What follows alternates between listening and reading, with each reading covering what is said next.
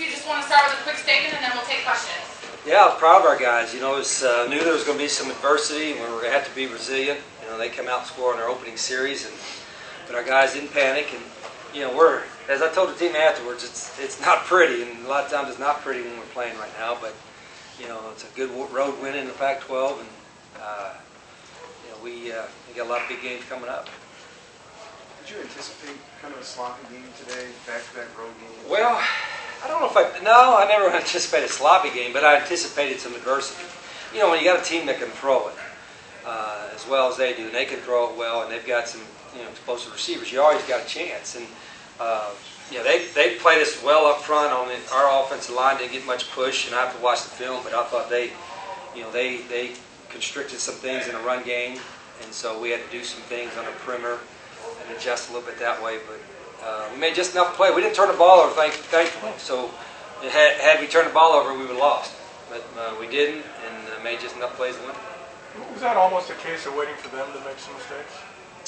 Not really so much. I mean, we sent some pressure defensively. We didn't bring in a lot, and I think Coach Castile mixed it up a little bit. But you know, Jake was out. You know, the one guy kind of controls everything defensively, and so you know, I think it probably limited some of what we could do defensively, some of our packages, because you didn't have Jake out there to direct traffic a little bit. But you know, we made just enough. You know, I think we had 2 interceptions, which was big, and you know, made just enough plays offensively just to get us over the hump. How important were those 2 interceptions late there? I mean, they're driving into it. Yeah, they were huge, and you know, I thought we didn't get a lot of pressure on the quarterback when we sent 3, but we, you know, the 1 4th down play when we went cover 0, Coach Castile sent them all. I thought that was huge. You know, they got them off the field with less than 5 minutes ago or something like that. So he mixed it up just well enough. Winning 2 straight Pac-12 road games against anybody, a big deal? Yeah, I think it is. For where we're at right now, Greg, and I mean, I've said it many times. I mean, you know, we've got some good players, but we're not going to overwhelm anybody. I mean, we're just not there right now. We're going to have to grind, and if you look at us physically, you know, sometimes we get pushed around a little bit because we're not that big. But our guys, I was really pleased with their focus all week. I was pleased with their intensity coming out of the locker room. And I think they're pretty excited. I think they know it's where we're at right now. Any road win is good, and we get a chance to come back home with some big games in front of us. Keem finishes, I think, with like 152 yards. Did he have that much? I didn't realize it. Did they do a pretty good job on him? Oh, it seemed like he had a fight. Well, they did. You know, their 2 inside guys are really big and did a really good job, I thought. And then they squeezed their ends quite a bit, which we anticipated. But we didn't run BJ as much as we did last week because he was beat up. You know, he didn't do a whole lot in practice this week. I mean, he ran, but he didn't throw much. And so we were purposely trying to limit some of BJ's runs that may have been there. Simply because he was beat up a little bit. But, you know, probably looking back at the film, we'll probably wish that we ran him a little bit more. But he's a competitive guy. He made some runs when he had to. Fisher just couldn't go there? With the yeah, he had it with the knee. And I'm hoping and anticipating that he'll be back for this week. It seems like each week Samaje became more and more targets. Has he really just grown? Well, I think today it was just a matter of how they were playing us, you know, particularly in the slot. You know, the slots were going to have more opportunity, but, you know, he's getting more and more confidence, and you know, he knows, for a freshman, he knows all the 4 receiver positions, which is pretty remarkable for a first-year guy. Him and Nate have really done a good job this year. Along those lines, you had those 2 guys, and then Scooby, I think, has 3 TFLs and 10 tackles. How pleased with the progress of some of these true freshmen have you been playing on the road? Yeah, and there's quite a few more of them that are scattered around our special teams. I mean, Derek Babbage, Devin Holiday, those guys played in nickel. They played in all special teams. I mean, this past freshman class was I think, pretty good.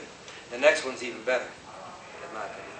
So that's what you got to do. It's a player's game, and let's make no mistake about it. At this level, I mean, you've got to get the guys, and then you hope you can get them motivated and develop to where they have success. Anything else for Coach? Does it seem odd to you, even for you and your system, to kill the clock there in the last 10 minutes? No, I'm glad we're in a situation that we can instead of being behind. But people that say that, because I guess we're as much run base as we are throwing anyway. Killing the clock is something we need to take great pride in. We had 2 chances today. We didn't do a good job on the first one. We didn't get first down, but the second time getting the first down. And we work on it. But it helps to have a guy like number 25. and he'd get you some first downs. I was actually screaming at him. We had talked about, remember we talked about last week when he scored and, you know, he could get down. So we talked about that this week, to, you know, get the first down and get down. And I yelled it again, but I don't know if Kadeem heard me. You know, so, but he got down. But that would have been a prime situation where you get the first down, get down, and just kneel it out.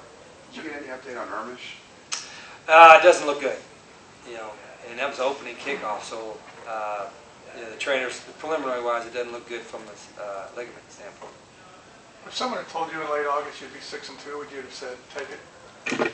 That's a tough question.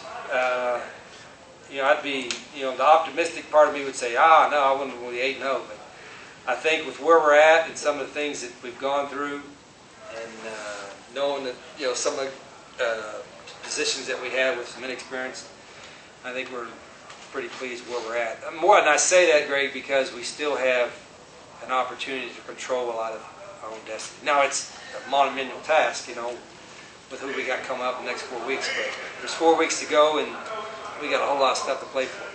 Do you anticipate this being a fun week for these guys, 6-2 versus big UCLA at home? Oh, huge. I mean, yeah, I mean, our guys know it's a big game. It's going to be national TV. It's going to be back home. It'll be a great crowd, I think, and there's a lot at stake, so there should be a good bounce in their step.